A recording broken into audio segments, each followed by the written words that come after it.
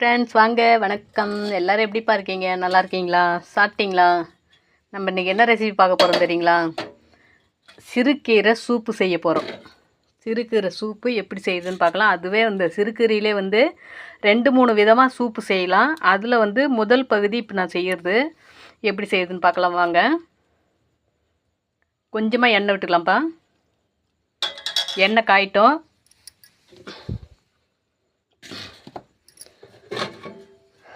இது என்னதுன்னு பார்த்தீங்கன்னா, இன்றைக்கி நான் சிறுகீரை பருப்பு போட்டு கடைஞ்சேங்க.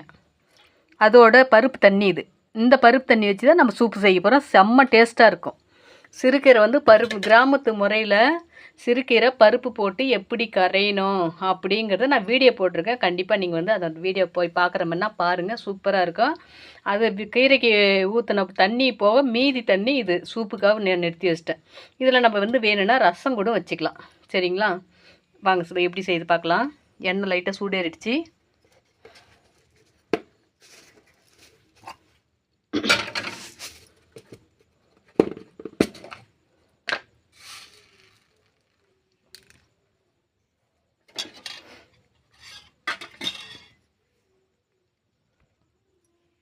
கடுகு போட்டுக்கலாம்ப்பா.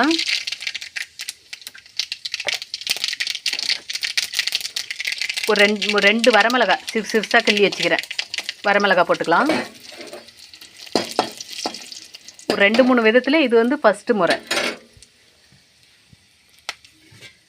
அடுத்தது பார்த்திங்கன்னா இதில் லைட்டாக தண்ணி ஊற்றிக்கலாம்.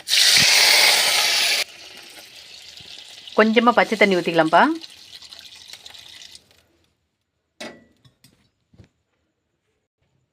அடுத்தது பார்த்திங்கன்னா கீரையை போட்டுக்கலாம். கீரை போட்டு நல்லா வேகட்டும்.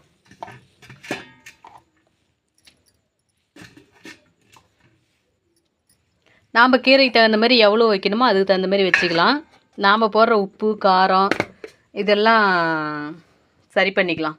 ஏன்னா எக்ஸ்ட்ரா இப்போ இந்த இருக்கிற தண்ணிக்கு பார்த்திங்கன்னா இன்னும் கொஞ்சம் நம்ம எக்ஸ்ட்ரா போடணும் அப்படின்னா நம்ம உப்பு காரம் சேர்த்துக்கலாம்.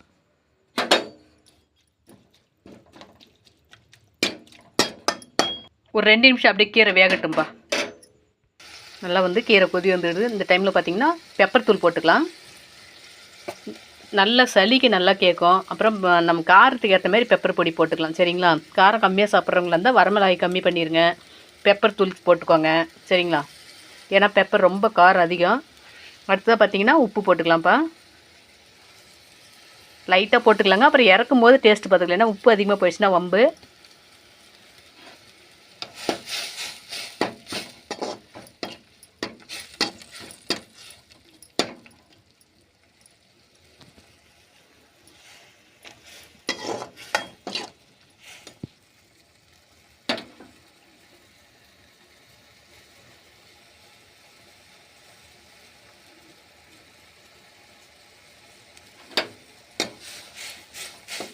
நல்லா கொஞ்ச நேரம் அதிலே கீரை வேகட்டும். போதும்ப்பா. இப்போ இந்த டைமில் பார்த்திங்கன்னா இந்த பருப்பு தண்ணி எடுத்து ஊற்றிக்கலாம். இந்த பருப்பு தண்ணி ஊற்றி செஞ்சால் சூப்பராக இருக்கும். ஏன்னா பருப்பு வெந்த தண்ணி அதோட அந்த பருப்புலேயே கீரையும் வெந்தது. சரிங்களா? நம்ம பருப்பு கீரை கடைஞ்சேன் பார்த்திங்களா, அந்த கீரையோட சாறு இதில் நிறையா இருக்கும். சூப்பராக இருக்குது பாருங்கள். இப்போ இந்த டைமில் நம்ம உப்பு காரம் எல்லாம் கரெக்டாக இருக்குதான்னு பார்த்துக்கலாம். நான் உப்பு காரம் பார்த்துட்டு சொல்கிறேன்ப்பா. இதில் பார்த்திங்கன்னா காரம் கொஞ்சம் கம்மியாக தான் இருக்குது. நம்ம பெப்பர் தூள் கொஞ்சம் போட்டுக்குவோம். உப்பும் கம்மியாக தான்ப்பா இருக்குது. கொஞ்சம் உப்பு போட்டுக்கலாம். அப்படியே கொதிக்கிட்டோம்.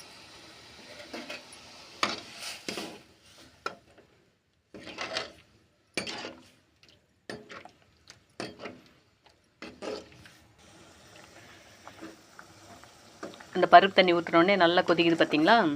கொஞ்சம் ஒரு 2 நிமிஷம் மட்டும் நல்லா கொதிக்கிட்டோம்.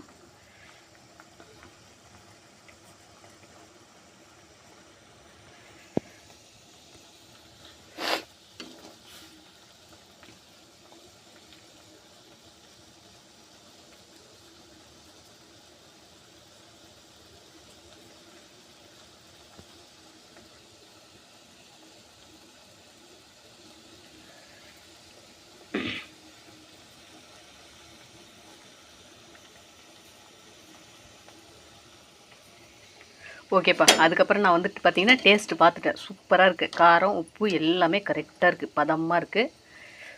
இந்த பருப்பு தண்ணி இல்லாமல் தனியாக எப்படி இந்த கீரை கடைஞ்சா தானே இந்த பருப்பு தண்ணி கிடைக்கும். கீரை கடையாமல் சிம்பிளாக சிறுகீரையில் மட்டும் ஜூஸ் போடணும். சாரி, ஜூஸ்னு வருது, சூப்பு போடணும் அப்படின்னா நான் அடுத்த வீடியோவில் எப்படி போடுறதுன்னு சொல்கிறேன்ப்பா.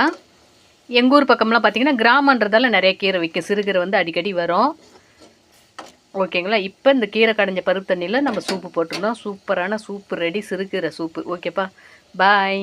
சூப்பராக இருக்கும். நெஞ்சு சளிக்கு அவ்வளோ நல்லது. உடம்பு ஹெல்த்துக்கும் பார்த்திங்கன்னா கீரை வகை வந்து அவ்வளோ நல்லது. மிஸ் பண்ணாதீங்க.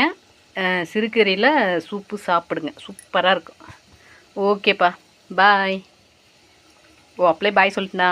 ஓகே, அடுப்பு ஆஃப் பண்ணிடலாம். அப்படித்தான்.